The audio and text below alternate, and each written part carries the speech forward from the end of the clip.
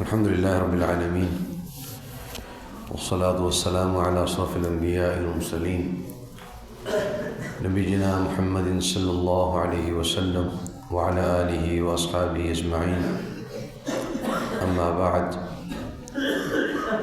أعوذ بالله السميع العليم من الشيطان الرجيم من همزه ونفخه ونفثه.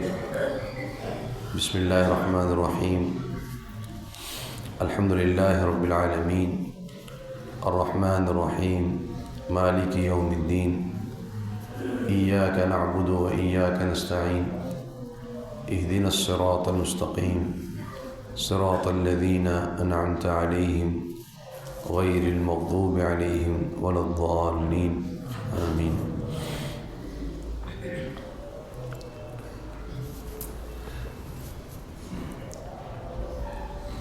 ہم محترم شیخ عبد المحمدی حفظہ اللہ کا ایک جامع درس سماعت کر رہے تھے، جو کہ دور حاضر کے فتنوں کے تعلق سے بہت اہم اور بڑا سنجیدہ باوقار بیان تھا. اللہ تعالی ہم سب کو ان نصیحتوں پہ عمل کرنے کی توفیق عطا فرمائے. مجھے جو موضوع دیا گیا ہے منہج اہل حدیث کے تعلق سے، اس موضوع پر گفتگو سے قبل میں یہ عرض کر دوں کہ آج طبیعت کچھ ناساز تھی اور صبح 2 پروگرام بھی تھے میرے، تو وہ پروگرام کر کے میں کچھ ادویات لے کے یہاں پہنچا ہوں، تو کوئی غنودگی کی کیفیت بھی ہے. تو ممکن ہے کہ چند ٹوٹے پھوٹے الفاظ میں ادا کر پاؤں اور اس موضوع کا حق شاید میں ادا نہ کر سکوں، جس کے لیے میں پیشگی معذرت چاہوں گا. جو چند باتیں ذہن میں ہیں انشاءاللہ وہ آپ کے سامنے عرض کر دیتا ہوں. حافظ ابن قیم رحمہ اللہ کی ایک کتاب ہے مدارج السالکین کے نام سے، بہت ہی جامع اور بہت زبردست کتاب ہے، تقریباً 700 صفحے کی کتاب ہے. اور اس کتاب کا جو موضوع ہے وہ سورۃ الفاتحہ ہے. اور اس کتاب میں حافظ ابن قیم رحمہ اللہ نے جو یہ آیات ہیں اہدنا الصراط المستقیم صراط الذین انعمت علیہم غیر المغضوب علیہم ولا الضالین، ان آیات کے حوالے سے یہ بات کی ہے کہ اللہ رب العالمین نے ان آیات میں تمام جماعتوں کو بیان کر دیا ہے، تمام گروہ اللہ تعالیٰ نے ان آیات میں بیان کر دیا. اہل حق بھی انہی آیات میں بیان ہوئے ہیں اور اہل باطل بھی انہی آیات میں بیان ہوئے ہیں. اور اس کی تفصیل یہ ہے کہ اہل حق کی مخالفت میں جو اہل باطل ہوتے ہیں ان کے باطل پر جانے کی 2 وجوہات ہوتی ہیں. ایک وجہ ہوتی ہے ان کا شہوات کی طرف رجحان، دنیا کے فتنے، مال کے فتنے، اولاد کے فتنے، عورت کے فتنے، جو بھی ہم سماعت کر رہے تھے. دنیا کی رغبت کی وجہ سے وہ باوجود حق کو پہچانتے ہوئے وہ حق کو چھوڑ دیتے ہیں. ان کو پتہ ہے کہ حق یہ ہے، اس کے باوجود وہ حق کو ترک کرتے ہیں صرف کس وجہ سے؟ دنیا کو مقدم کرتے ہوئے. اور ایسے لوگ جب ان کو حق بیان کیا جائے تو یہ اہل حق کے مخالف ہو جاتے ہیں. اور دوسرے اہل باطل وہ ہیں کہ جو دنیا پرستی کی وجہ سے باطل کی طرف نہیں جاتے بلکہ شبہات کی وجہ سے. ان کو کچھ ایسے غلط عقائد بتا دیے گئے، ان کو کچھ ایسے نظریات سمجھا دیے گئے جو کہ باطل نظریات تھے، غلط نظریات تھے، اور وہ دین سمجھتے ہوئے اس پر عمل پیرا ہو. اور اللہ رب العالمین نے ان دونوں گروہ کو ذکر کیا ہے غیر المغضوب علیہم، کہ جو مغضوب علیہم ہیں جن پر اللہ تعالیٰ کا غضب ہوا اور وہ یہودی ہیں۔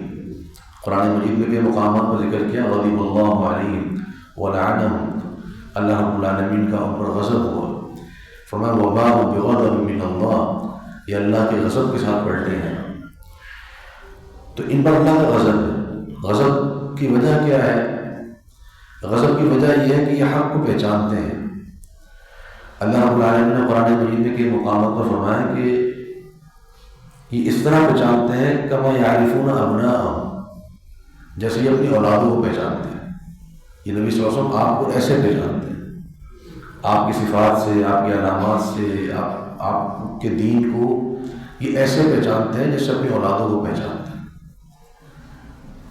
جناب صفیہ بنت حیی بن اخطب رضی اللہ تعالیٰ عنہ فرماتی ہیں کہ میں نے اپنے والد کو سنا، حیی بن اخطب، کہ وہ جو بنو نذیر کے سردار تھے ان کے ساتھ بات کر رہے تھے،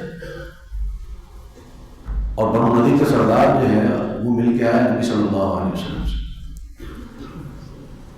تو انہوں نے پوچھا کہ کیسا پایا تم نے؟ کہنے لگے حق ہے، نبی ہے، سچا نبی ہے۔ تو کہا کیا کرنا ہے؟ کہا اللہ کی قسم آسمان گر جائے ایمان نہیں لاؤں گا، آسمان گر جائے ایمان نہیں لاؤں گا۔ کیوں؟ حسد، کہ یہ کیسے ہو گیا کہ یہ کسی اور قوم کے، کسی اور نسل کے اب یہ ہم پر غالب آ جائے، یہ کیسے ہو سکتا ہے؟ تو پہچاننے کے باوجود، حق معلوم ہے اس کے باوجود حق پر نہیں چلتے۔ اور دوسری طرف عیسائی ہیں، ان کو پتہ ہی کچھ نہیں ہے، والضالین۔ اللہ تعالیٰ نے قرآن مجید میں عیسائیوں کے بارے میں فرمایا کہ تم غلف نہ کرو، ان لوگوں کی، اس قوم کی پیروی نہ کرو کہ جنہوں نے سب سے پہلے بہت سے لوگوں کو گمراہ کیا۔ تو اہل حق کیا ہوتے ہیں؟ اہل حق وہ ہوتے ہیں کہ جن کو حق معلوم بھی ہوتا ہے اور وہ لوگوں کی لعنت ملامت کے باوجود حق پر استقامت اختیار کرتے ہیں۔ اور وہ کون لوگ ہیں؟ فرمایا کہ صراط الذین انعمت علیہم، یا اللہ ان لوگوں کا راستہ جن پر تو نے انعام کیا ہے۔ انعام کن پر کیا ہے؟ قرآن مجید میں فرمایا اولئک الذین انعم اللہ علیہم من النبیین والصدیقین والشہداء والصالحین وحسن اولئک رفیقا۔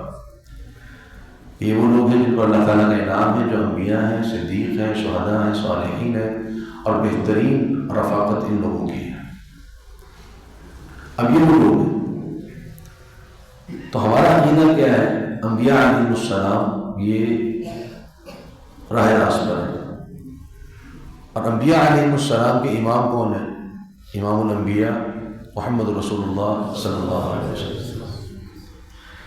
اللہ تعالیٰ نے اپنے بارے میں بھی یہ ارشاد فرمایا ان ربی علی صراط مستقیم، کہ بے شک میرا رب جو ہے وہ صراط مستقیم پر ہے، سیدھے راہ پر ہے۔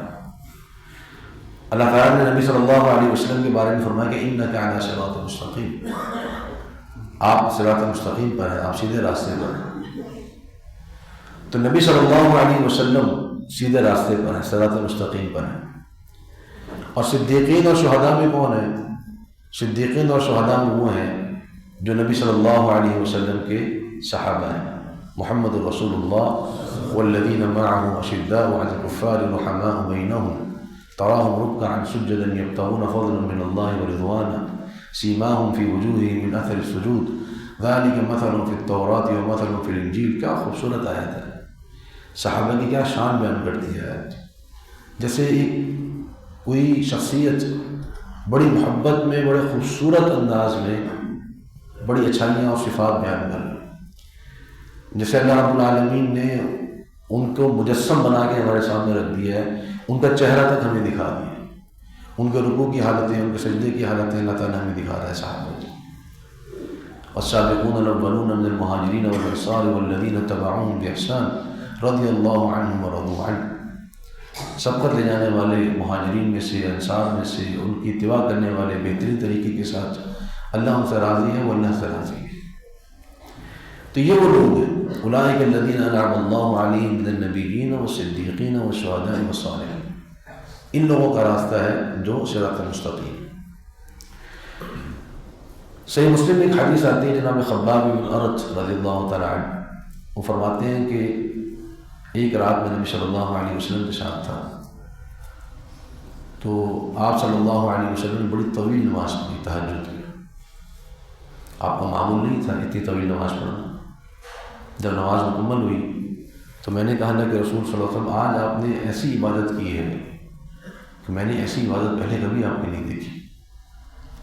کہا ہاں خباب ایسا ہوا، اور اس کی وجہ یہ ہے کہ میں نے اللہ تعالیٰ سے 3 دعائیں کی ہیں، ان 3 دعاؤں کے لیے میں نے اتنی طویل عبادت اللہ تعالیٰ کی کی ہے۔ تو جناب خباب نے پوچھا کہ کیا بنا دعاؤں کا؟ فرمایا کہ 2 قبول ہو گئی ہیں، 1 رد ہو گئی ہے۔ 2 کون سے قبول ہو گئی؟ میں قبول یہ ہو گئی ہے، میں نے اللہ تعالیٰ سے دعا کی کہ یا اللہ آسمان سے کوئی عذاب نازل کر کے میری امت کو ختم نہ کر دینا۔ اللہ نے دعا قبول کر لی۔ پھر میں نے دعا کی یا اللہ میری امت پر کسی دشمن کو غالب نہ کر دینا، یہ دعا بھی قبول ہو گئی۔ پھر میں نے دعا کی یا اللہ میری امت کو آپس میں لڑا نہ دینا، ان کی جنگیں آپس میں نہ ہو جائیں، ان میں اختلافات نہ ہو جائیں، ان میں پھوٹ نہ پڑ جائے۔ اور میری یہ دعا قبول نہیں، میری یہ دعا قبول نہیں، اس امت کے اندر اختلاف ہوگا، یہ اللہ رب العالمین کا طے شدہ وعدہ ہے۔ نبی صلی اللہ علیہ وسلم اس کے بارے میں بتا دیا، فَمَن يَعِشْ مِنكُم بَعْدِي فَسَيَرَى اخْتِلَافًا كَثِيرًا فَعَلَيْكُم بِسُنَّتِي وَسُنَّةِ الْخُلَفَاءِ الرَّاشِدِينَ الْمَهْدِيِّينَ۔ جو میرے بعد زندہ رہے گا بہت اختلاف دیکھے گا، تو اب اختلاف دیکھے گا، حل کیا ہے؟ اختلاف کا بتا دینا حل نہیں ہے نا، اختلاف کا بتا دینا تو وارننگ ہے۔ اب اس صورت میں کرنا کیا ہے؟ فَعَلَيْكُم بِسُنَّتِي، میری سنت کو تھامنا، وسنت الخلفاء الراشدین المہدیین، میرے جو خلفاء راشدین آئیں گے ان کی سنت کو تھام لینا، یہ نبی صلی اللہ علیہ وسلم فرمایا۔ ایک اور حدیث میں آتا ہے آپ صلی اللہ علیہ وسلم فرمایا کہ میری امت 73 فرقوں میں تقسیم ہوگی، ان میں سے ایک فرقہ جنت میں جائے گا، باقی سب کے لیے جہنم کی وعید ہے۔ صحابہ نے کہا کہ رسول اللہ وہ کون سا فرقہ ہے جنت میں جائے گا؟ کون سا فرقہ ہے؟ آپ صلی اللہ علیہ وسلم ما انا علیہ اليوم واصحابی، آج جس دین پر میں اور میرے صحابہ ہیں وہ جنت میں جائے گا۔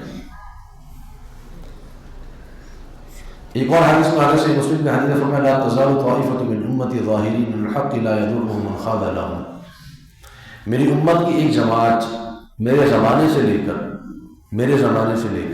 نبی صلی اللہ علیہ وسلم کے زمانے سے لے کر قیامت تک حق کے اوپر غالب رہیں گے، ان کو رسوا کرنے والا رسوا نہیں کر سکے گا۔ اور ایک حدیث میں آتا ہے حتیٰ یقاتل آخرهم الدجال، یہاں تک کہ ان کا آخری جو جماعت ہوگی وہ دجال کے ساتھ جنگ کرے گی۔ اب ان حدیثوں سے ہمیں کیا سمجھ میں آیا؟ ایک بات ہمیں سمجھ میں آ گئی کہ صراط مستقیم وہ ہے جس پر نبی صلی اللہ علیہ وسلم اور ان کے صحابہ ہیں، یہ بالکل روز روشن کی طرح واضح بات ہے۔ اس میں اختلاف کرنے والا جاہل اور احمق ہی ہو سکتا ہے، جو یہ کہے کہ صحابہ حق پر نہیں تھے، جو یہ کہے کہ بعد میں آنے والے حق پر تھے، اس سے بڑا احمق کون ہوگا؟ وہ صحابہ کے جن کی تعریفوں میں اللہ تعالیٰ نے قرآن مجید کی آیتوں کی آیتیں ڈھیر لگا دی، کثرت سے بھرمار آیتیں، ان کے بارے میں جو عقیدہ تو ہمارا تو عقیدہ یہ ہے کہ صحابہ حق پر تھے۔ اب صحابہ حق پر ہیں تو صحابہ کے جماعت سے لے کر صحابہ کے زمانے سے لے کر قیامت تک ایک ہی چیز حق ہو سکتی ہے، 2 چیزیں حق نہیں ہو سکتی۔ جس دین پر صحابہ تھے وہی حق ہے، اور صحابہ کس دین پر تھے؟ صحابہ کس کی اتباع کرتے تھے؟ صحابہ کس کو فالو کرتے تھے؟ صحابہ 2 چیزوں کو فالو کرتے تھے، القرآن والحدیث، قرآن اور حدیث۔ کیا صحابہ کے زمانے میں نبی صلی اللہ علیہ وسلم کے زمانے میں کوئی تیسری چیز موجود تھی؟ کوئی امام موجود تھا، کوئی شخصیت موجود تھی، کوئی اور فقہ موجود تھی، کوئی اور رائے موجود تھی، کسی کی تقلید ہوتی تھی؟ کیا تھا اس زمانے میں؟ نبی صلی اللہ علیہ وسلم کے زمانے میں، صحابہ کے زمانے میں، تابعین کے زمانے میں کیا تھا؟ تو اسی لیے صحابہ جو ہے نا، ان کو بعد میں آنے والے تابعین اہل الحدیث کہتے ہیں، اہل الحدیث۔ امام شعبی رحمہ اللہ بہت مشہور تابعی ہیں، عامر بن شرحبیل الشعبی، 105 ہجری میں ان کا انتقال ہے، 105 ہجری میں۔ یعنی تقریباً 500 صحابہ سے ان کی ملاقات ہوئی ہے، 50 کے قریب صحابہ ہیں جن سے انہوں نے روایت لی ہے، کبار تابعین میں ان کا شمار ہوتا ہے۔ کہتے ہیں لو استکبرت من امری مستدبرت لما رویت الا ما اجمع علیہ اصحاب الحدیث، اگر میری زندگی کا وہ دور آ جائے جو مجھ سے گزر چکا ہے تو میں صرف وہی احادیث بیان کرتا جن حدیثوں پر اہل الحدیث کا اتفاق تھا۔ تو امام شافعی کی نظر میں اہل الحدیث کون ہے؟ صحابہ کرام رضوان اللہ علیہم۔ امام شافعی کی نظر میں اہل الحدیث کون ہے؟ صحابہ کرام۔ وہ صحابہ کو اہل الحدیث سمجھتے ہیں کہ صحابہ اصل میں اہل الحدیث ہے۔ اور اہل الحدیث کیا ہوتا ہے؟ الحدیث کیا ہے؟ ہم جب کہتے ہیں اہل الحدیث تو حدیث کیا ہے؟ حدیث قرآن کو بھی حدیث کہتے ہیں، اور حدیث کہتے ہیں نبی صلی اللہ علیہ وسلم فرمان۔ اللہ رب العالمین نے قرآن مجید کو حدیث قرار دیا، فرمایا کہ اللہ نزل احسن الحدیث، اللہ رب العالمین نے بہترین حدیث کو نازل فرمایا ہے۔ فَبِأَيِّ حَدِيثٍ بَعْدَ اللَّهِ وَآيَاتِهِ يُؤْمِنُونَ، کس حدیث پر اللہ اس کی آیات کے بعد ایمان لے کر آئیں گے؟ تو قرآن مجید احسن الحدیث ہے، اور نبی صلی اللہ علیہ وسلم کی جو فرامین ہے وہ بھی حدیث ہے۔ نبی صلی اللہ علیہ وسلم کی جو فرامین، آپ کے احکامات، آپ کے اعمال، آپ کی سنتیں، یہ ساری چیزیں کیا ہیں؟ سب چیزیں حدیث ہیں۔ تو صحابہ کرام انہیں دو چیزوں کی اتباع کیا کرتے تھے، اور انہیں دو چیزوں کی اتباع اہل الحدیث کرتے ہیں۔ اور نبی صلی اللہ علیہ وسلم اپنی وفات سے قبل صحابہ کو یہی تلقین کر کے گئے، فرمایا کہ ترکت فیکم امرین لن تضلوا ما تمسکتم بہما کتاب اللہ و سنتی، دو چیزیں چھوڑ کے جا رہا ہوں، جب تک ان کو تھامے رکھو گے گمراہ نہیں ہوگے، ایک اللہ کی کتاب ہے اور ایک میری سنت محمد رسول اللہ صلی اللہ علیہ وسلم کی سنت، علیکم بسنتی و سنت الخلفاء الراشدین۔ اللہ تعالیٰ نے سورہ آل عمران میں فرمایا وَاعْتَصِمُوا بِحَبْلِ اللَّهِ جَمِيعًا وَلَا تَفَرَّقُوا۔ ایک اعتراض آتا ہے بعض لوگوں کی طرف سے کہ جی یہ جو آپ اہل الحدیث کے آپ نعرے لگاتے رہتے ہیں تو یہ تو آپ امت میں تفرقہ ڈال رہے ہیں، فرقہ واریت پھیلا رہے ہیں، آپ اپنے آپ کو مسلمان کہتے ہیں، کافی اہل الحدیث کا لقب لگانا کون سا ضروری ہے؟ تو سوال میں اسی سب چیز کو سامنے رکھتے ہوئے اس کا جواب دیتا ہوں۔ اللہ تعالیٰ نے کیا فرمایا؟ وَاعْتَصِمُوا بِحَبْلِ اللَّهِ جَمِيعًا وَلَا تَفَرَّقُوا، اللہ کی رسی کو مضبوطی سے تھام لو اور تفرقہ نہ کرو۔ فرقہ واریت کی تعریف اللہ تعالیٰ نے اس آیت میں کر دی ہے۔ فرقہ واریت جس کو کہتے ہیں نا، فرقہ واریت، تفرقہ بازی کر رہے ہیں جی، فرقہ واریت کر رہے ہیں جی ہم، تو فرقہ واریت کیا ہوتی ہے؟ آپ کی ڈیفینیشن نہیں چلے گی یہاں، تعریف آپ کی نہیں چلے گی، تعریف وہ چلے گی جو اللہ نے قرآن میں ذکر کی ہے۔ اللہ نے قرآن میں کیا تعریف ذکر کی؟ وَاعْتَصِمُوا بِحَبْلِ اللَّهِ جَمِيعًا وَلَا تَفَرَّقُوا۔ اللہ تعالیٰ نے دو چیزیں ایک دوسرے کی ضد بنا دی، اللہ کی رسی کو تھام لو، تفرقہ نہ کرو، یعنی اللہ کی رسی کو نہ تھامنا تفرقہ ہے، اور تفرقہ کا مطلب کیا ہے؟ اللہ کی رسی کو چھوڑ دو۔ تو اب یہاں ہمیں یہ پہچاننا پڑے گا کہ حبل اللہ کا مطلب کیا ہے، یہ وہ کون سی چیز ہے کہ جس کو تھامنا تفرقہ نہیں ہے۔ لوگ جو مرضی کہتے ہیں، ہم نے تو تعریف لینی ہے قرآن سے، فرقہ تو قرآن نے منع کیا فرقہ بنانے سے، ان الذین فرقوا دینہم وکانوا شیعا لست منہم فی شیء، ہمیں کہ بے شک وہ لوگ جنہوں نے اپنے دین کو فرقوں میں تقسیم کر لیا ہے، آپ کو ان سے کوئی تعلق نہیں ہے۔ تو فرقے سے منع تو اللہ نے کیا، لا تفرقوا، تو فرقہ منانے سے تو اللہ نے منع کیا نا۔ تو اللہ نے فرقے کی تعریف کیا کی؟ اللہ نے فرقے کی تعریف یہ کی ہے کہ اللہ کی رسی کو تھام لو، فرقہ نہ کرو۔ اللہ کی رسی کیا ہے؟ جناب عبداللہ بن مسعود رضی اللہ تعالیٰ عنہ، جناب انس بن مالک، جناب ابی بن کعب، جناب عمر رضی اللہ تعالیٰ عنہ، اور بہت بڑی تعداد میں صحابہ اور تابعین وہ فرماتے ہیں کہ حبل اللہ سے مراد ہے قرآن مجید، اور قرآن مجید کی شرح حدیث رسول صلی اللہ علیہ وسلم۔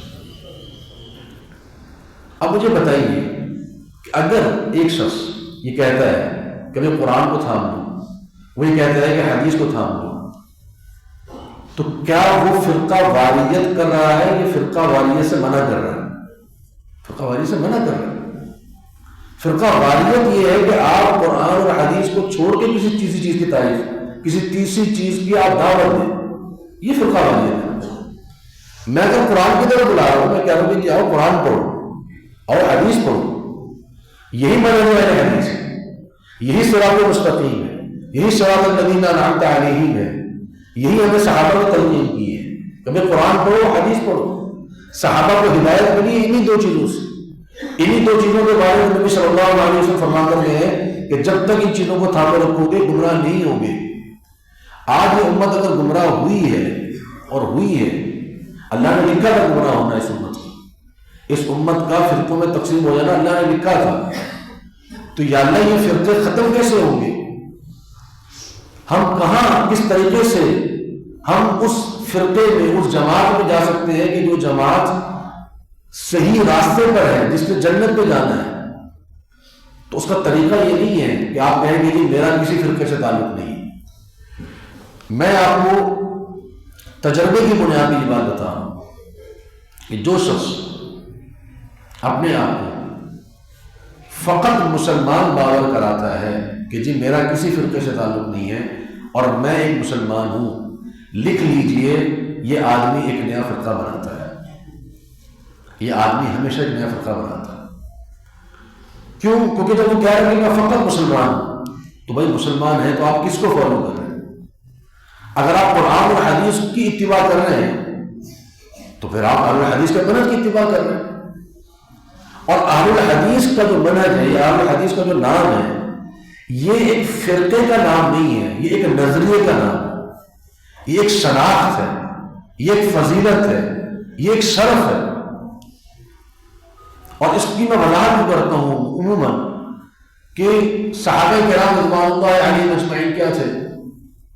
صحابہ کرام رضوان اللہ علیہم اجمعین کیا تھے؟ نبی صلی اللہ علیہ وسلم کے زمانے کے مسلمان تھے کہ نہیں تھے؟ نبی صلی اللہ علیہ وسلم کے زمانے کے مسلمان تھے نا۔ آپ صحابہ کیوں کہتے ہیں؟ آپ کہیں نبی صلی اللہ علیہ وسلم کے زمانے کے مسلمان، آپ صحابہ کیوں کہہ رہے ہیں؟ آپ نے ان کا نام صحابہ کیوں رکھ دیا؟ مسلمان کہیں آپ نہیں، آپ صحابہ کہتے ہیں۔ کیوں کہتے ہیں؟ ان کے شرف کو بیان کرنے کے لیے، ان کی فضیلت کو بیان کرنے کے لیے، ان کی شناخت کو واضح کرنے کے لیے۔ اس ایک لفظ صحابی میں شناخت بھی آ گئی، شرف بھی آ گئی، فضیلت بھی آ گئی۔ پھر اللہ رب العالمین نے ذکر کیا السابقون الاولون من المہاجرین والانصار۔ اللہ تعالیٰ نے صحابہ کو دو جماعتوں میں تقسیم کر دیا، مہاجر اور انصار۔ تو اب آپ کہیں کہ جی نبی صلی اللہ علیہ وسلم کے زمانے کے وہ مسلمان جنہوں نے ہجرت کی اور نبی صلی اللہ علیہ وسلم کے زمانے کے وہ مسلمان جنہوں نے مدد کی، آپ مہاجر اور انصار کا لفظ کیوں لگا رہے ہیں؟ آپ مسلمان نہیں، ہم کہیں گے مہاجر صحابی، ہم کہیں گے انصاری صحابی، بات ختم ہو گئی۔ مہاجر صحابی میں ان کی شناخت بھی واضح ہو گئی، ان کا شرف بھی واضح ہو گیا، ان کی فضیلت بھی واضح ہو گئی۔ جب آپ نے کہا انصاری صحابی تو آپ ان کا شرف بھی بیان کر دیا، ان کی شناخت بھی واضح کر دی، ان کی فضیلت بھی واضح کر دی۔ اب جو فضیلت کسی انصاری کی ہو سکتی ہے وہ ان کے لیے ثابت ہو، اور جو شرف کسی مہاجر کے لیے ہو سکتا ہے وہ اس مہاجر صحابی کے لیے ثابت ہو۔ تو بالکل اسی طریقے سے جب میں اپنی شناخت کے لیے کہتا ہوں اہل الحدیث، تو میرا یہ منہج واضح ہو گیا کہ واعتصموا بحبل اللہ جميعا ولا تفرقوا۔ میں کہتا ہوں جی میں قرآن و حدیث کی دعوت دیتا ہوں، میں کسی تیسری چیز کو نہیں مانتا۔ ہاں، ائمہ کا احترام اپنی جگہ پر، علماء کا احترام اپنی جگہ پر، یہ سب معاملات ان کا احترام، ان کی تعظیم، ان کا وقار، امام ابو حنیفہ بھی، بلکہ میں آپ کو بتاؤں امام ابو حنیفہ رحمہ اللہ، ان کے بارے میں جناب سفیان بن عیینہ رحمہ اللہ فرماتے ہیں، تذکرۃ الحفاظ میں ذکر ہے، سفیان بن عیینہ کہتے ہیں کہ جعلنی ابو حنیفہ من اصحاب الحدیث، کہ امام ابو حنیفہ نے مجھے اہل حدیث بنایا۔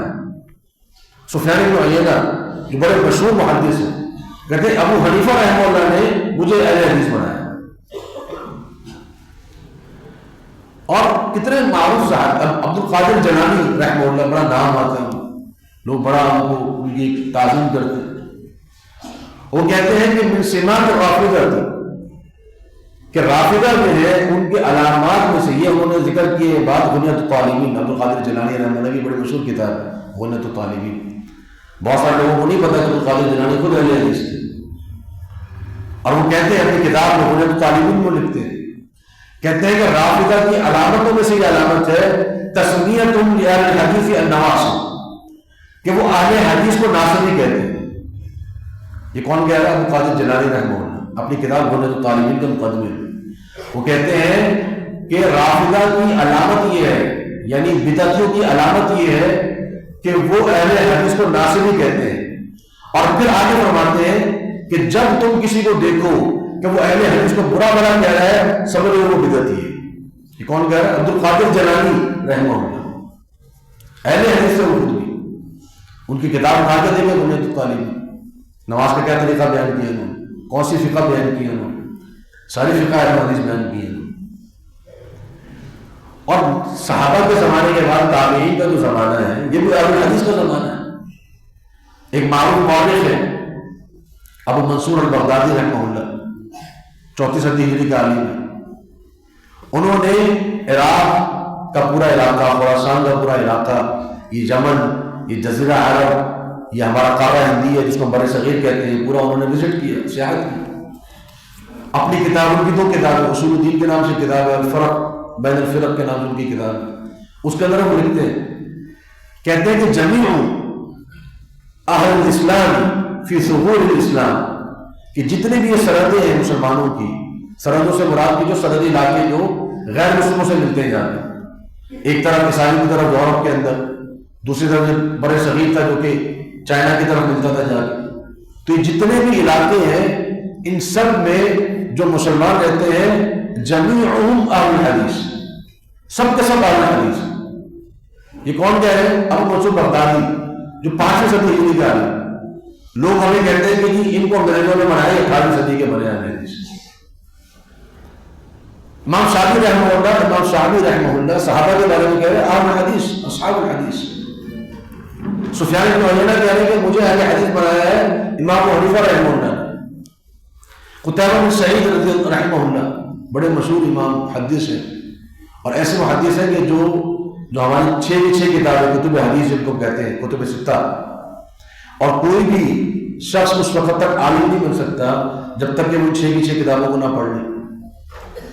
وہ ان کتابوں کو پڑھنے کے بعد، ان کتابوں کے اندر پڑھنے کے بعد عالم بنتا ہے۔ ان تمام کتابوں کے جو مؤلفین ہیں 6 کی 6، ان کے استاد ہیں قتیبہ بن سعید رحمہ اللہ، قتیبہ بن سعید بن جمیل بن طریف البغلانی رحمہ اللہ۔ یہ فرماتے ہیں اذا رأيت رجلا احب اہل الحدیث فاعلم انه من اہل السنہ، کہ جب تم کسی آدمی کو دیکھو کہ وہ اہل حدیث سے محبت کرتا ہے تو سمجھ لو کہ وہ اہل سنت میں سے ہے۔ واذا رأيته يبغضهم فاعلم انه مبتدع، اور جب تم دیکھو کہ وہ اہل حدیث سے نفرت کر رہا ہے تو جان لو کہ یہ بدعتی ہے۔ تو قتیبہ بن سعید رحمہ اللہ جو تبع تابعین میں سے ہے۔ امام شافعی رحمہ اللہ، امام شافعی بہت بڑے امام، وہ ان کے بارے ان کے مختلف بہت سے آراء ہیں، ہر رسالہ کے اندر کتابوں، ان کے اندر بڑی بڑی کتابیں امام شافعی رحمہ اللہ کی۔ وہ فرماتے ہیں کہ میں نے ہمیشہ حق کو پایا ہے، ہمیشہ حق کو پایا ہے عند اہل الحدیث، اہل حدیث کے پاس۔ امام شافعی فرما رہے ہیں کہ میں نے ہمیشہ حق کو کہاں پایا ہے؟ اہل الحدیث کے پاس۔ امام احمد رحمہ اللہ، انہوں نے جب یہ حدیث ان کے سامنے پڑھی گئی، یہ حدیث کہ لا تزال طائفة من امتی ظاہرین علی الحق لا یضرهم من خذلهم، کہ ایک جماعت میری امت کی وہ ہمیشہ حق پر غالب رہے گی، ان کو رسوا کرنے والا رسوا نہیں کر سکے گا، شکست نہیں دے سکے گا۔ تو جناب امام احمد فرماتے ہیں ان لم یکن اہل الحدیث فلا ادری من، اگر یہ جماعت جس کے بارے میں نبی کریم صلی اللہ علیہ وسلم نے فرمایا کہ جو میرے زمانے سے لے کر قیامت تک حق پر غالب رہے گی، اگر یہ جماعت اہل حدیث کی نہیں ہے میں نہیں جانتا کہ یہ کون سی جماعت ہے۔ امام احمد فرما رہے ہیں۔ تو یہ اہل الحدیث کی جو نسبت ہے، جو منہج ہے، یہ صحابہ کرام رضوان اللہ علیہم اجمعین سے چلا آ رہا ہے۔ اور اس منہج کے اندر کیا ہے؟ بالکل سادہ وہ عقائد، وہی باتیں جو محمد رسول اللہ صلی اللہ علیہ وسلم نے صحابہ کو جن کی تعلیم دی، عقیدہ توحید کے بارے میں، نبوت کے بارے میں، قرآن مجید کے بارے میں، آخرت کے بارے میں، بالکل صاف ستھرے سچے سچے عقائد، جو عقائد آسان انداز میں نبی صلی اللہ علیہ وسلم نے ایک پڑھے لکھے صحابی کو بھی سمجھائے اور ایک دیہاتی کو بھی سمجھائے. اور جو اہل حدیث کے عقائد ہیں وہ بالکل آسان ہوتے ہیں، ان میں کوئی جس کو ہم کہتے ہیں نا کہ پیچیدگیاں نہیں ہوتی. اللہ کہاں ہے؟ اللہ تعالیٰ عرش پر، اللہ تعالیٰ آسمانوں میں عرش پر ہے. آپ کو کیسے معلوم ہوا؟ قرآن میں لکھا ہوا الرحمن علی العرش استویٰ، اللہ تعالیٰ عرش پر مستوی ہے. نہیں جی عرش پر تو نہیں ہے. استوا کا معنی یہ نہیں ہے جو آپ بتا رہے ہیں. استوا کا معنی تو یہ ہے اور ایسے ہے، اور اللہ رب العالمین حاضر و ناظر ہے. اللہ اوپر بھی ہے، ادھر بھی ہے، سائیں بھی ہے، بائیں بھی ہے، اور اللہ کہیں پر ہے بھی اور کہیں پر نہیں بھی ہے. یہ کیسے ہوگی؟ اللہ کو دیکھیں گے تو صحیح ہم قیامت کے دن، لیکن اللہ کے لیے کوئی جہت نہیں ہے. اللہ کو دیکھو گے تو کہیں تو ہوگا نا. کسی چیز کو دیکھتے ہو تو کوئی جہت تو ہوتی ہے اس کی کہ نہیں ہوتی. دعا مانگتے ہو تو ہاتھ اوپر کیوں کرتے ہو، ادھر ادھر کیوں نہیں کر لیتے؟ ایک تھا نا مقتدی، اسی طریقے سے تقریر جھاڑ رہا تھا کہ نہ اللہ اوپر ہے، نہ ادھر ہے، نہ دائیں نہ بائیں. ایک دیہاتی کھڑا ہو گیا، اس نے کہا کہ اگر اللہ کا نہیں دائیں نہیں ہے، بائیں نہیں ہے، اوپر نہیں ہے، نیچے نہیں ہے، تو پھر ہاتھ اوپر کو اٹھاتے ہو، ایسے اٹھایا کرو سائڈ میں، ایسے بھی کرتے اوپر کو اٹھاتے ہو. اس نے اپنی پگڑی اتاری، زمین پر ماری. کہا اس دیہاتی کا میں جواب نہیں دے سکتا. کیوں نہیں دے سکتے جواب؟ کہ سیدھا صاف ستھرا عقیدہ ہے. الرحمن علی العرش استویٰ وهو القاہر فوق عبادہ، اللہ قاہر اپنے بندوں کے اوپر. میں قرآن پڑھو، عقیدہ پڑھو، بات کروں. اب اس کے اندر باریکیاں نکالنا اور پیچیدگیاں پیدا کرنا، اپنی باتیں اس کے اندر داخل کرنا، اس کی وجہ سے پہلے بھی دین ادیان کا بیڑا غرق ہوا اور اب بھی یہی ہو رہا ہے. تو ہمارا بالکل صاف ستھرا عقیدہ ہے. محمد رسول اللہ صلی اللہ علیہ وسلم کیا ہے؟ آپ کی حدیث کی اتباع کرنی ہے. فلا وربک لا یؤمنون حتی یحکموک فیما شجر بینہم. آپ کے رب کی قسم یہ لوگ مومن نہیں ہو سکتے جب تک اے محمد صلی اللہ علیہ وسلم آپ کو اپنے ہر معاملے میں اپنا حاکم نہ بنا لیں. بات واضح ہے. من یطع الرسول فقد اطاع اللہ، جس نے رسول کی اطاعت کی اس نے در حقیقت اللہ کی اطاعت کی. فلیحذر الذین یخالفون عن امرہ ان تصیبہم فتنہ او یصیبہم عذاب علیم. جو محمد صلی اللہ علیہ وسلم کی مخالفت کر رہے ہیں ان کو ڈرنا چاہیے کہ کہیں ان کو اللہ کی طرف سے فتنہ نہ آ جائے یا عذاب علیم نہ آ جائے. ومن يشاقق الرسول من بعد ما تبين له الهدى ويتبع غير سبيل المؤمنين نوله ما تولى ونصله جهنم وساءت مصيرا. جس نے رسول کی اور اہل ایمان کی مخالفت کی، جہاں وہ پھرے گا اس کو وہیں پھیر دے گا، اس کو آخر میں جہنم میں ڈال دیں گے اور بہت برا ٹھکانہ ہے. بات واضح ہے. یا الذین آمنوا اطیعوا اللہ واطیعوا الرسول. ایمان میں اللہ کی اطاعت کرو، اللہ کے رسول صلی اللہ علیہ وسلم کی اطاعت کرو. وان تنازعتم فی شیء فردوه الی اللہ والرسول. جب تم کسی چیز میں اختلاف کرو اس کو لوٹا دو اللہ کے رسول کی طرف. لقد کان لکم فی رسول اللہ اسوۃ حسنہ. تمہارے لیے اللہ کے رسول صلی اللہ علیہ وسلم کی زندگی میں اسوہ حسنہ ہے. کتنی آیات ہیں کہ میں بیان کروں آپ کے سامنے. عقیدہ واضح ہے. محمد رسول اللہ صلی اللہ علیہ وسلم کے مقام پر کوئی انسان نہیں آ سکتا. آپ کہیں نہیں محمد صلی اللہ علیہ وسلم پر ہم ایمان تو لاتے ہیں لیکن بات ہم امام کی مانیں گے. ہمارا امام تو اس کی بات مانیں گے، ہم تو تقلید کریں گے. بھائی تقلید کہاں سے آئی؟ نہ پہلی صدی میں تقلید، نہ دوسری صدی میں تقلید، نہ تیسری صدی میں تقلید. چوتھی صدی کی جا کر یہ بدعت آغاز ہوئی اور آج آپ اہل حدیث کو کہتے ہیں غیر مقلد. تو غیر مقلد کا لفظ کہاں سے آیا؟ یہ تو عقل اور لغت کے ہی برخلاف ہے. اس کی میں مثال دیتا ہوں آپ کو کہ دن ہے اور رات ہے، ٹھیک ہے نا. کوئی شخص اگر آپ کو کہے کہ غیر رات میں یہ کام کیا ہم نے، تو غیر رات کی چیز ہوتی ہے. بھائی آپ کیا دن میں کیے یا میں نے کیا رات میں کیے؟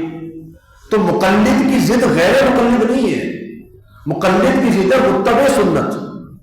آپ کہیں متبع سنت، آپ متبع سنت کبھی نہیں کہیں گے، آپ کہیں گے غیر مقلد. یہ بتانے کے لیے کہ تقلید اصل ہے اور جو تقلید نہیں کر رہا وہ غلطی کر رہا ہے. نہیں بھائی، تقلید اصل نہیں ہے، اتباع سنت اصل ہے. تقلید کا لفظ تو نہ قرآن میں نہ حدیث میں تو آپ نے نکالا. قرآن و حدیث میں کیا ہے تقلید؟ قرآن و حدیث میں تو اتباع سنت ہے. تو احادیث میں احادیث کی اتباع کرنا، نبی صلی اللہ علیہ وسلم کی اتباع کرنا، قرآن مجید کی اتباع کرنا بالکل واضح ہے.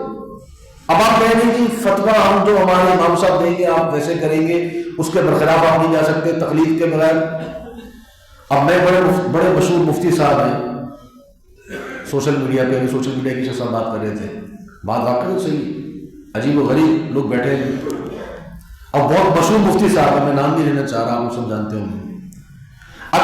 آیت کا ترجمہ کیا ہے، اس آیت کے بارے میں کیا کہنا، وَإِن تَنَازَعْتُمْ فِي شَيْءٍ فَرُدُّوهُ إِلَى اللَّهِ وَالرَّسُولِ. کہتے ہیں جی اگر آیت کا یہ بتاتے ہیں کہ اگر اختلاف ہو جائے تو اللہ اور اس کے رسول کی طرف لے جاؤ، اللہ اور اس کے رسول کی طرف لے جاؤ، ٹھیک ہے نا. یعنی اس بات پر آ کر یہ ہماری اماموں کی تقلید کا انکار کر دیتے کہ بھئی جب اختلاف ہوگا تو کہاں لے کر جانا ہے، اللہ اور اس کے رسول صلی اللہ علیہ وسلم کے پاس لے کر جانا ہے. اب وہ حضرت کیا فرما رہے ہیں، کہہ رہے تھے کہ جی اگر اللہ اور اس کے رسول کے پاس جانے کے بعد بھی اختلاف ختم نہ ہوا پھر کیا کرو گے؟ وَالْعِيَاذُ بِاللَّهِ مِن ذَلِكَ. جہالت کی انتہا ہے بھائی. اللہ کے رسول کے پاس جا کر اختلاف تو اس کا ختم نہیں ہوگا جس کا اللہ کے رسول کے بات پر ایمان نہیں ہے. جس کا اللہ رسول کی بات پر ایمان ہے اس کا اختلاف ختم نہیں ہو سکتا. یا تو آپ یہ کہیں کہ جہاں اللہ رب العالمین نے آیت میں کمی چھوڑ دی کہیں کر چھوڑ. اللہ کیا فرما رہا ہے، تنازعتم فی شیء فردوہ الی اللہ والرسول، بات ختم ہو گئی. اللہ تعالیٰ نے اس آیت کے آغاز میں کیا فرمایا، یا الذین آمنوا اطیعوا اللہ واطیعوا الرسول واولی الامر منکم. ایمان والو اطاعت کرو اللہ کی اور اللہ کے رسول کی اور اولی الامر کی، یعنی اپنے علماء اپنے حکمرانوں کی اطاعت کی. آگے فرمایا کہ اس کے بعد اگر اختلاف ہو جائے تو پھر اللہ کے رسول کی طرف لوٹانا ہے، اپنے اولو الامر کی طرف نہیں جانا. اور یہ صاحب کیا فرمایا کہ جب بھی اختلاف ختم نہ ہو تو کہاں جائیں. تو ہمارا حال جو ہے نا، بڑی معذرت کے ساتھ ہمارا حال جو ہے وہ منافقین والا ہو گیا ہے. اللہ تعالیٰ نے منافقین کی ہی صفت سورۃ النساء کے اندر جو آیت میں نے پڑھی، سورۃ النساء کی آیت ہے اور بڑی خوبصورت صورت ہے سورۃ النساء. اللہ کے رسول صلی اللہ علیہ وسلم کی اتباع کے تعلق سے بڑی جامع قسم کی آیات ہیں اس کے اندر. اسی کے طرح اللہ رب العالمین نے منافقین کے حوال میں فرمایا کہ جب اسے کہا جاتا ہے رقیب تعالیٰ الی ما انزل اللہ الی الرسول رأیت المنافقین یصدون عنک صدودا، کہ جب منافقین سے کہا جاتا ہے کہ آؤ اس بات کی طرف ما انزل اللہ والی الرسول، جو اللہ نے نازل کیا اور رسول کی طرف آؤ.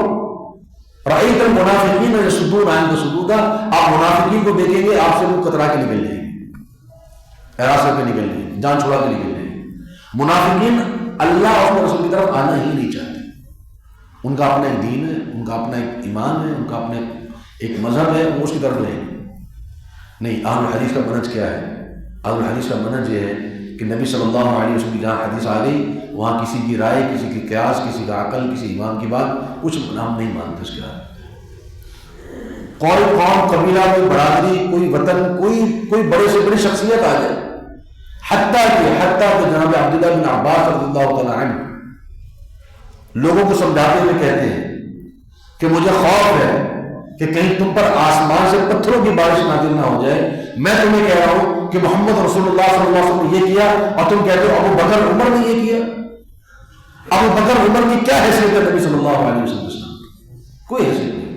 جب ابو بکر عمر کی کوئی حیثیت نہیں ہے باقی کون رہیں گے پیچھے؟ کوئی نہیں رہیں گے پیچھے. تو نبی صلی اللہ علیہ وسلم کی احادیث ان کی اتباع کریں. اور خاص طور پہ اس حوالے سے ایک اور بات، ہمارا یہ بڑا فتنہ چلا ہوا، ایک بڑے دانشور صاحب ہیں آج کل پاکستان میں آئے ہیں، وہ عجیب و غریب سے ان کی باتیں ہوتی ہیں. میں نے کہا نا کہ جو لوگ صراط مستقیم پر نہیں ہوتے نا ان کی باتیں بڑی پیچیدہ سی ہوتی ہیں، سمجھنا بہت مشکل ہوتا ہے ان کی باتوں.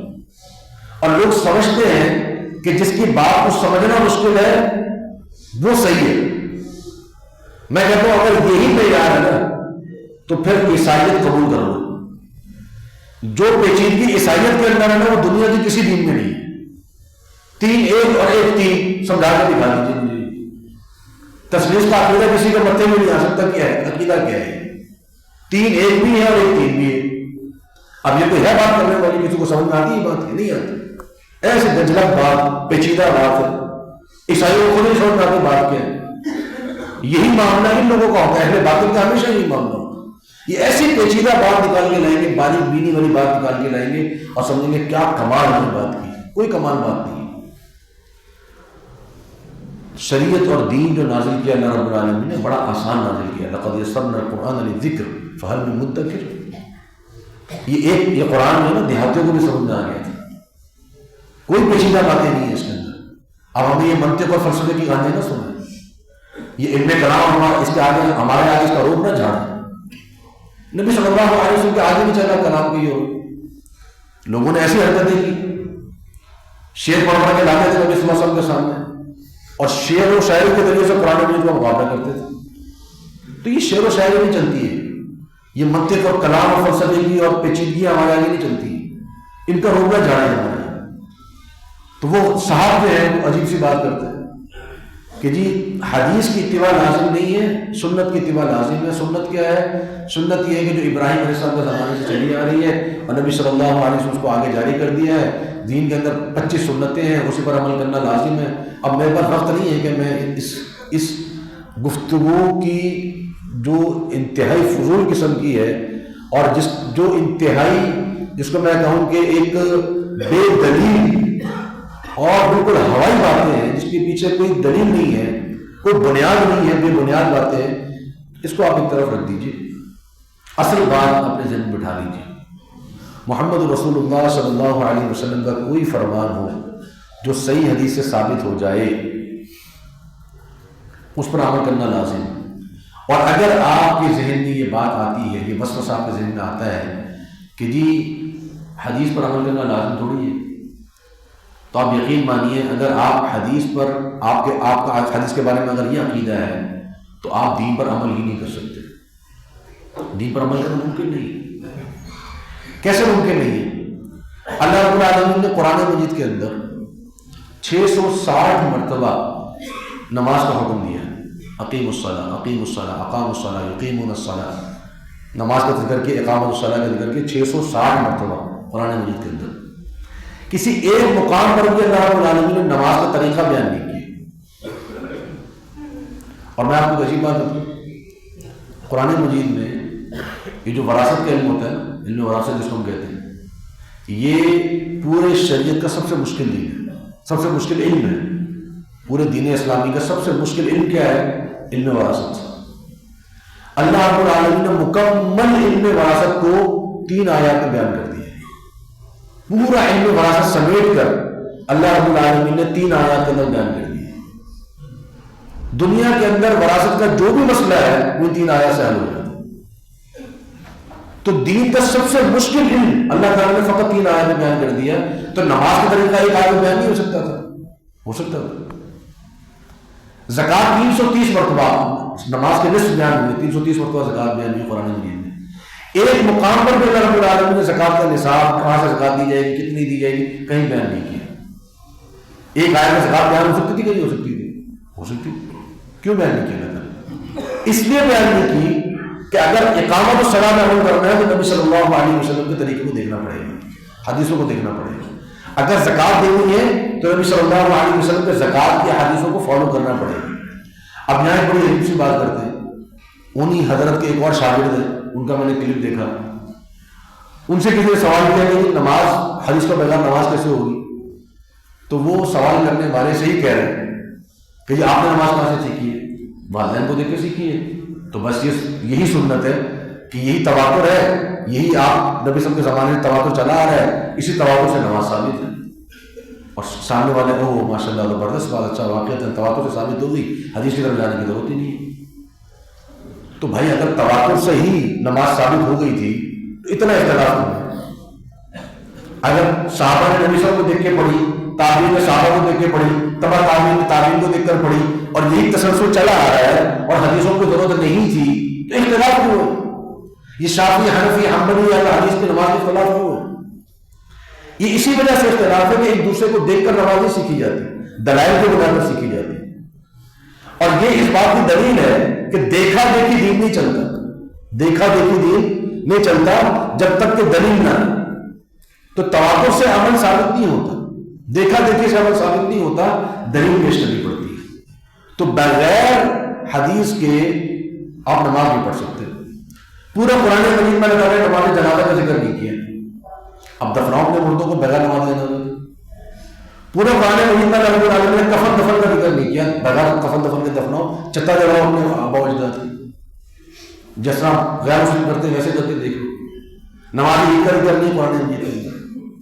کتنے مسائل ہیں جو اللہ رب العالمین نے قرآن مجید میں بیان ہی نہیں کیے جن پر آگے عمل کرنا. گدھا حلال ہے کہ حرام ہے، کتا حلال ہے کہ حرام ہے، قرآن مجید میں تو بیان نہیں ہوا. کھائیے پھر یہ سب چیزیں. انہی حضرت سے بیان ہوا، سوال ہوا کہ جی گدھا حلال ہے کہ حرام ہے، کہنے لگے جو گدے ہیں وہ گدے کھاتے ہیں، تو دین کا مذاق اڑا دیا، استہزاء کر دیا دین کے ساتھ، اور کہا کہ فطرت کے مطابق چلنا چاہیے۔ تو مقصد کہنے کا یہ ہے کہ جب حدیثوں کو آپ چھوڑ دیتے ہیں تو آپ نے ہر بندے کو اس کی مرضی کا دین پکڑا دیا، اب وہ جو مرضی کرتا رہے قرآن مجید کے ساتھ، تو قرآن مجید کی حفاظت تو نہیں ہوئی نا۔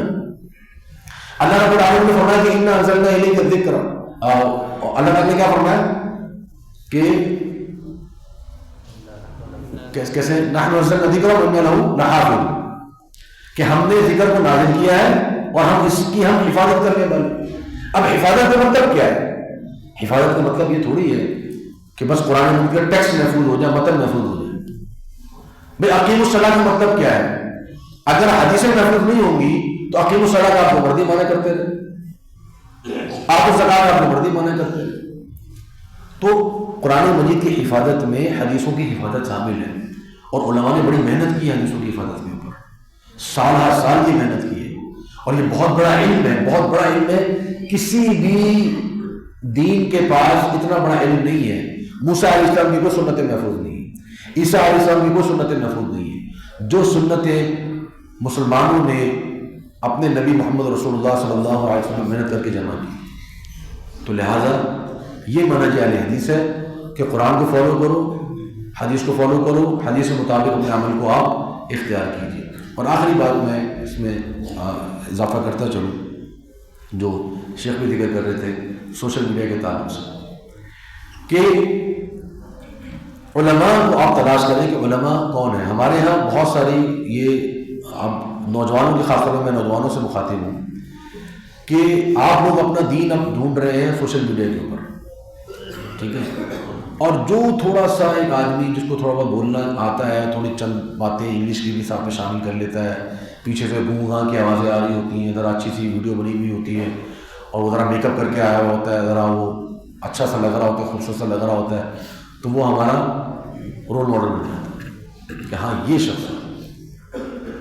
اور جو بیچارہ تھوڑا سا ذرا نرم گفتگو کرنے والا، ذرا ڈھیلی ڈھالی گفتگو کرنے والا، تھوڑی داڑھی بڑی ہوئی ہے، میک اپ شیک اپ نہیں کیا ہوا اس نے، اور اس کی باتوں میں تھوڑا سا جو ہے وہ یعنی مشکل الفاظ ہیں، ہم کہتے ہیں نہیں نہیں یہ اس کو دین آتے ہی نہیں ہے، اس کو دین اس کو آتا ہے جو یہ ذرا اٹینشن ہو کے بیٹھا ہوا ہے اور ذرا میک اپ شیک اپ کر کے آیا ہوا ہے، اس کے کیمرے ویمرے لائٹیں وائٹیں اچھی ہیں، اس کے بعد دین زیادہ اچھا ہے۔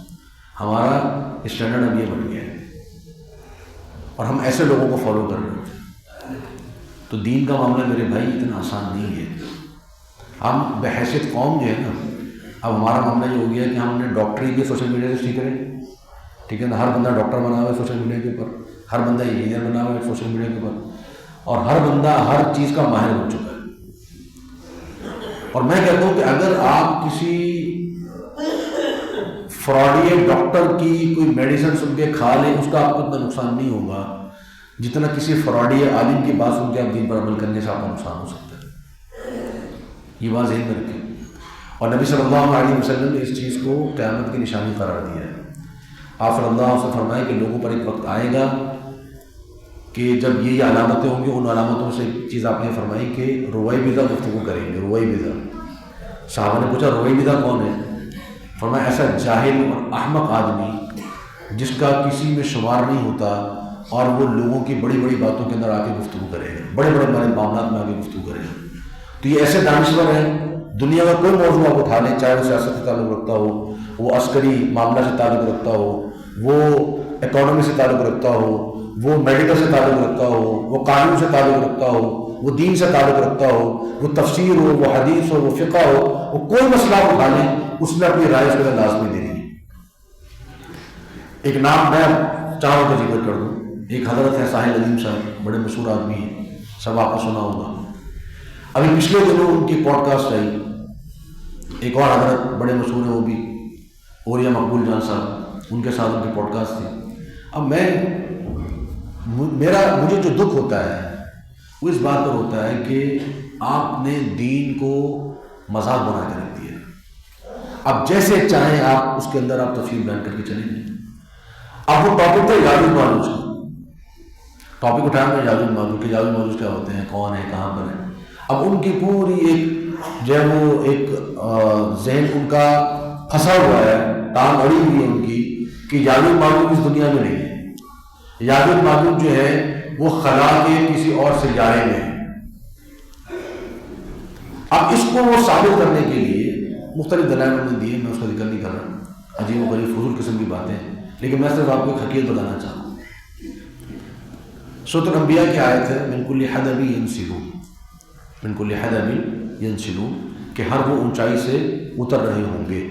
یہ جب یاجوج ماجوج حملہ کریں گے تو حتی اذا فتحت یاجوج و ماجوج وهم من کل حدب ینسلون، کہ یاجوج ماجوج کھول دیا جائے گا اور وہ ہر اونچی جگہ سے پھسل کر نیچے اتر رہے ہوں گے۔ اب اس آیت کو وہ کیسے پڑھ رہے ہیں؟ اب یہ ان کی آیت تھی کہ جو اونچی جگہ سے اتریں گے، اونچی جگہ سے اترنے کا مطلب ہے کہ وہ آسمان سے نیچے اتریں گے، اور آیت پڑھیں حدبہ ینسلون، بلکہ میرا خیال ہے اس سے بھی برے انداز میں آیت پڑھی۔ تو جس انسان کو قرآن مجید پڑھنا نہیں آتا، جس کو قرآن مجید کی عربی پڑھنی نہیں آتی، جو اپنی مرضی کے ترجمے کر رہا ہے، ہماری نوجوان نسل اس سے دین سیکھ رہی ہے، تو دین برباد ہوا کہ نہیں ہوگا؟ اب ایسے ایسے جو ہیں وہ یوٹیوبرز آ گئے ہیں، ایسے ایسے بن ٹھن کے آگے اسکالر بیٹھ جاتے ہیں کہ جن کے علم کی حقیقت ہمیں پتہ ہے۔ ایک اور حضرت نے بھی پچھلے دنوں پوری کمپین چلی ہوئی تھی، آپ کے یہاں لاہور حیدرآباد میں بھی ایک کمپین والے آئے ہوتے ہیں، احباب بائکوں پہ جاتے ہیں آج کل لوگ، تو ان کا بھی ایک حضرت ہے جو کہ تجوید بیٹھ کے تجوید سکھا رہے ہیں، اور یقین مانیے وہ تجوید سے اگر کوئی انسان قرآن پڑھ لے نا تو وہ خود بھی گناہ گار ہوگا، دوسرے کو بھی گناہ گار کرے گا، ایسی تجوید ہے ان کی، اور وہ بیٹھ کے تجوید سکھا رہے ہیں، سورۃ الکہف کی تفسیر پڑھا رہے ہیں، حدیثیں پڑھا رہے ہیں۔ تو میرے بھائی یہ جو فتنہ ہے نا، اس سے اپنے آپ کو بچائیں، اس سے اپنے آپ کو بچائیں۔ ڈاکٹر اسرار صاحب بڑی مشہور شخصیت ہے ہمارے یہاں، بہت سے لوگوں کو فیوریٹ ہے وہ۔ آپ کو اندازہ نہیں ہے کہ ڈاکٹر اسرار صاحب نے کتنی بڑی بڑی غلطیاں کی ہیں قرآن مجید کی تفسیر، کتنی بڑی بڑی غلطیاں کی قرآن مجید کی تفسیر کے اندر۔ دجال کا انکار کر کے بیٹھ گئے، یاجوج ماجوج کو سسٹم قرار دے کے بیٹھ گئے۔ اللہ رب العالمین کے بارے میں عقیدہ ہے ان کا، وحدت الوجود کا عقیدہ، وحدت الوجود کا عقیدہ پتہ ہے آپ کو کیا عقیدہ ہے؟ کہ یہ پوری جو کائنات ہے، پوری کائنات جو ہے یہ اللہ کے وجود کا حصہ ہے، ونعوذ باللہ من ذالک، نعوذ باللہ من ذالک۔ یہ کفری عقیدہ ہے۔ ابن عربی جو بڑا مشہور، اس کو بڑی آج ہمارے یہاں بڑی پذیرائی ملتی ہے، ہمارا نام ذکر کیا جاتا ہے، ابن عربی رحمہ اللہ کر کے ذکر کیا جاتا ہے، بڑا اسکالر بنا کے پیش کیا جاتا ہے، یہ ڈاکٹر اسرار صاحب بھی پیش کرتے ہیں۔ تو وحدت وجود کا عقیدہ ایسا ہے کہ شیخ الاسلام ابن تیمیہ رحمہ اللہ فرماتے ہیں کہ من اکفر الکفر، کہ دنیا میں اس سے بڑا کفر موجود نہیں۔ یہودیوں کا کفر کیا ہے کہ انہوں نے عزیر علیہ السلام اللہ کا بیٹا قرار دیا، اللہ کی ذات کا حصہ قرار دیا۔ عیسائیوں کا کفر کیا ہے کہ انہوں نے عیسیٰ علیہ السلام کو اللہ کے وجود کا حصہ قرار دیا۔ تو جب وہ کافر ہو سکتے ہیں، لقد کفر الذین قالوا ان اللہ هو المسیح ابن مریم، یا لقد کفر الذین قالوا ان اللہ ثالث ثلاثہ، جب ان لوگوں پر کفر کا فتویٰ لگ سکتا ہے تو جو پوری کائنات کو بشمول اپنے اللہ کی ذات کا حصہ قرار دیں گے، یہ من اکفر الکفر، سب سے بڑا کفر ہے۔ اور صوفیہ کی کتابوں میں کیا لکھا ہوا ہے، میں صرف آپ کو حقیقت بتانے کے لیے، وقت پورا ہو گیا، میں اپنی بات مکمل کر رہا ہوں، وضاحت کرنے کے لیے کہ یہ کس قدر گھناؤنا عقیدہ ہے، کہ کتاب میں لکھا ہوا ہے صوفیوں کی کتاب کے اندر کہ ایک شخص جو واقعی وجود کا عقیدہ رکھتا تھا، اس کے پاس ایک صاحب اعتراض لے کر گئے کہ جی اگر یہ عقیدہ درست ہے وحدت الوجود کا، تو پھر آپ صرف اچھے اچھے پھل کیوں کھاتے ہیں، آپ نجاستیں بھی کھایا کریں، یہ نجاستیں بھی وجود کا حصہ ہے تو یہ نجاست بھی کھایا کریں۔ اب اس نے اعتراض کیا، اب بات سمجھ میں آ جانی چاہیے تھی۔ اب وہ کیا کہہ رہے ہیں؟ کہہ رہے ہیں کہ جو وہ ان صوفی صاحب نے کیا کیا کہ انہوں نے بصورت انسان پھل کھا لیے اور بصورت خنزیر گندگی کھا لی، ونعوذ باللہ من ذالک۔ کیا ثابت کرنے کے لیے؟ کیا ثابت کرنے کے لیے کہ یہ پھل بھی اللہ کے وجود کا حصہ ہے اور نعوذ باللہ کی گندگی بھی۔ کیا کہنا چاہ رہے ہیں؟ یہ عقیدہ وحدت الوجود کا جو کہ ڈاکٹر اسرار صاحب مختلف آیات میں، خاص طور پہ جو سورۃ الحدید کی آیات ہیں اور دوسری آیات ہیں، اس میں اس کو بیان کرتے ہیں، هو الاول والآخر والظاہر والباطن، یہ آیت ہے سورۃ الحدید کی، اور اس آیت کی وضاحت خود محمد رسول اللہ صلی اللہ علیہ وسلم ذکر کی کہ اول سے مراد کون ہے؟ آخر سے مراد کون ہے، ظاہر سے مراد کون ہے، باطن سے مراد کون ہے، اس کے مطابق پوری حدیث موجود ہے. اس حدیث کو چھوڑ دیا، اپنی مرضی کا معنی پہنا کے اس کو تفسیر کر دی. اور ہمارے لوگ جو کیا ہے کہ ڈاکٹر صاحب کیونکہ بڑے جوشیلے انداز میں خطاب کرتے ہیں، ان کا خطاب کا انداز بڑا جوشیلا ہے، بڑا جوش دلاتے ہیں، وہ تحریک دلاتے ہیں. تو یہ تحریکی ہمارا جو ذہن بنا ہوتا ہے نا، یہ بھی ہمیں گمراہی کی طرف لے جاتا ہے. تو بہرحال میں نے مختصر گفتگو کرنی تھی منہج اہل حدیث کے تعلق سے، اس میں اور بہت سے موضوعات ہیں، لیکن میری آخر میں خلاصہ گفتگو کا خلاصہ یہی ہے. 3 باتیں میں عرض کر دوں. ایک تو یہ کہ منہج اہل حدیث نام ہے قرآن اور حدیث کی اتباع کا، اور یہی وہ منہج ہے جو محمد رسول اللہ صلی اللہ علیہ وسلم نے جس کی دعوت دی، جس پر صحابہ ہم پیرا رہے، صحابہ کے بعد آنے والے بھی اس پر ہم پیرا رہے. اہل حدیث جو ہے یہ صحابہ کے زمانے سے موجود ہے. دوسری بات یہ کہ اپنے آپ کو اہل حدیث کہنا یہ فرقہ واریت نہیں ہے. اپنے آپ کو اہل حدیث کہنا یہ ایک شناخت ہے، یہ ایک شرف ہے، یہ ایک فضیلت ہے. امام خطیب بغدادی رحمہ اللہ 5ویں صدی ہجری کا عالم ہے، ان کی کتاب ہے شرف اصحاب الحدیث، اصحاب حدیث کا شرف. اس میں انہوں نے بڑے شرف ذکر کیے، بڑی فضیلتیں ذکر کی اصحاب الحدیث کی. اور یہ اصحاب الحدیث، اہل الحدیث کا لقب شروع سے چلا آ رہا ہے. اور بعض لوگ یہ غلط فہمی پھیلاتے ہیں کہ اہل الحدیث سے مراد پرانے زمانے میں محدثین مراد تھے، یہ لوگ مراد نہیں تھے جو آج کے اہل حدیث ہیں. نہیں، دونوں مراد ہیں. ابن تیمیہ رحمہ اللہ فرماتے ہیں اہل الحدیث عندنا، ہمارے نزدیک اہل حدیث وہ ہے من یکتب الحدیث و من یستعملہ، جو حدیث لکھتا بھی ہے اور حدیث پر عمل بھی کرتا ہے، وہ اہل حدیث ہے. تو دونوں اہل حدیث ہیں. تو یہ جو آج عمل کرنے والے یہ بھی اہل حدیث ہیں، اور جو حدیثیں لکھتے ہیں محدثین وہ بھی اہل حدیث ہیں. اور تیسری بات یہ کہ اس منہج کو ساری زندگی کے لیے اپنا لیجیے. منہج کیا ہے؟ قرآن کی اتباع کرنا اور حدیث کی اتباع کرنا. اس کے علاوہ کسی تیسری چیز کی اتباع ہم نہیں کر سکتے، ہم کسی کے پابند نہیں ہیں. اور آخری میں ایک آیت سورہ بنی اسرائیل کی، یوم ندعو کل اناس بامامہم، یہ سورہ بنی اسرائیل کی آیت ہے کہ اللہ تعالیٰ نے فرمایا کہ جس دن ہم قیامت کے دن ہر انسان کو اس کے امام کے ساتھ بلائیں گے. امام کے لفظ کے مختلف معنی علماء نے کیے ہیں. اس میں سے ایک معنی امام ابن کثیر رحمہ اللہ نے تفسیر ابن کثیر نے ذکر کیا، فرمایا کہ امام سے مراد ہے وہ جس کی لوگ زندگی میں اقتدا کرتے رہے. اور پھر فرماتے ہیں کہ اہل حدیث کے لیے اس سے بڑا شرف کوئی نہیں ہو سکتا کہ قیامت کے دن ان کے امام محمد رسول اللہ صلی اللہ علیہ وسلم. ہمارے اس سے بڑا کوئی شرف نہیں ہے کہ ہمارے امام قیامت کے دن محمد رسول اللہ صلی اللہ علیہ وسلم ہے. اللہ تعالیٰ مجھے اور آپ کو ان نصیحتوں پر عمل کرنے کی توفیق عطا فرمائے. وآخر دعوانا الحمد للہ رب العالمین.